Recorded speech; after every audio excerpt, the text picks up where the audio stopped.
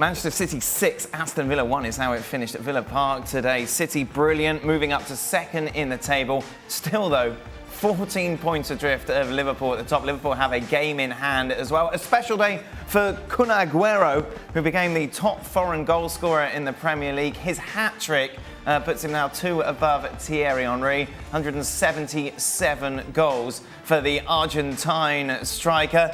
An incredible record, Craig, from a striker who just seems to have done it all in the Premier League.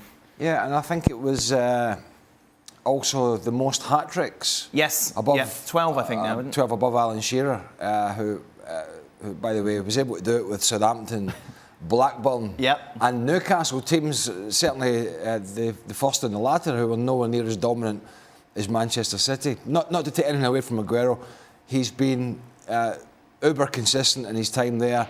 We wondered whether, when Guardiola came in, whether the two of them would be able to see eye to eye.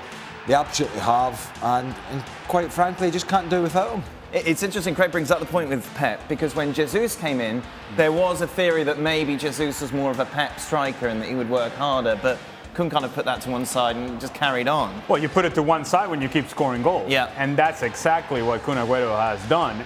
We've also seen that when he's absent, when he's had his injuries, when he had time away, that Gabriel Jesus is a nice piece to have, but he cannot be the guy.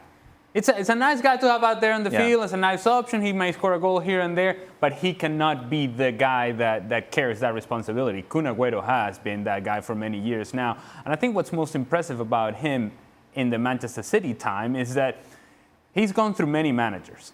And Pep Guardiola did come in with, I think, a different mindset as to what he wanted up there. And yet, Aguero showed flexibility, showed strength, showed character, and by the way, showed productivity. And that's why he's still playing. That's why he's still scoring goals, because this guy, there is a competitiveness about him that puts him a level above everybody else.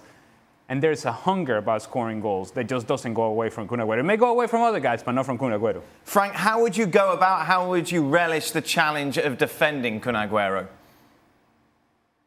Well, that must be horrible for the defenders, because the body type of Aguero is everything against a defender, a normal defender, pretty tall, like 6'1", and it's always hard to cope with those players. It's the type of player you're going to find mostly on the side, like you have Bernardo Silva, for example, or even David Silva a little bit behind him. But when you are confronted as a defender to somebody with a body type like Aguero, you know that you're going to suffer the whole day long, because you can't really touch him. He's going to fall very quickly. You can't really stop him because they're very fast. They can turn very quickly. So it's really players that you want to avoid, like I used to know, like Michael Owen, for example, players like that. Fantastic career, fantastic player, hard to cope with. I mean, we remember that when we put the top players of the decade, he was named by any talent that we asked the question to.